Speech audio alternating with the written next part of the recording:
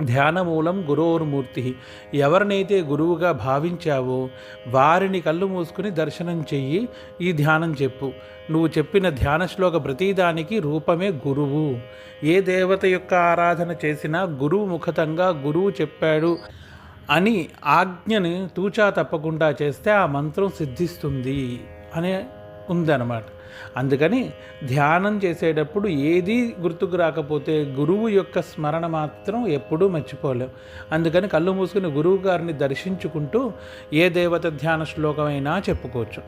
దాన్నే గురువు అని అంటారు. ధ్యానమూలం గురోర్మూర్తి, మంత్రమూలం గురోర్వాక్యం. గురువు ఏ వాక్యం అయితే చెప్తాడో అది మంత్రంతో సమానమైంది. గురువు గారు ఇది చెప్పారు అంటే అది మంత్ర సమానమైన విషయం.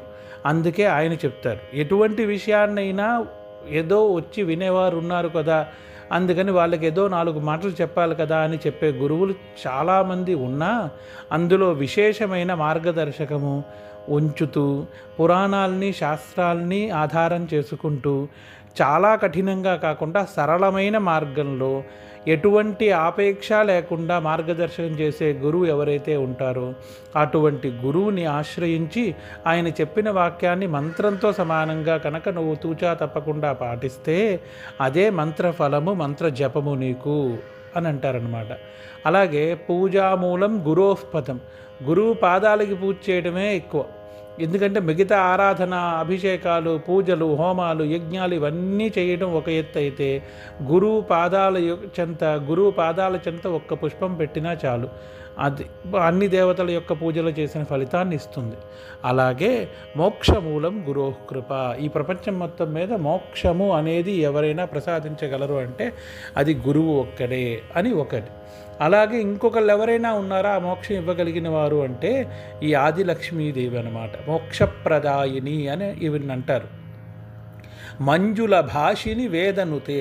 మంజుల భాషిని, సరళమైన, సుందరమైన, సుస్పష్టమైన సంస్కృత, ఆంధ్రాది ఇత్యాది ఎన్ని భాషలైతే ఉన్నాయో అన్ని భాషలలో గ్రాంధికంతో మాట్లాడగలిగిన సుందరమైన వాక్కులు కలిగిన అమ్మవారు అని ఒక అర్థం వస్తే, వేదనుతే అని ఉందన్నమాట. అంటే వేదముచ్చే సుందరమైన మంత్రములతో వర్ణింపబడిన అని ఒక అర్థం వస్తుందన్నమాట.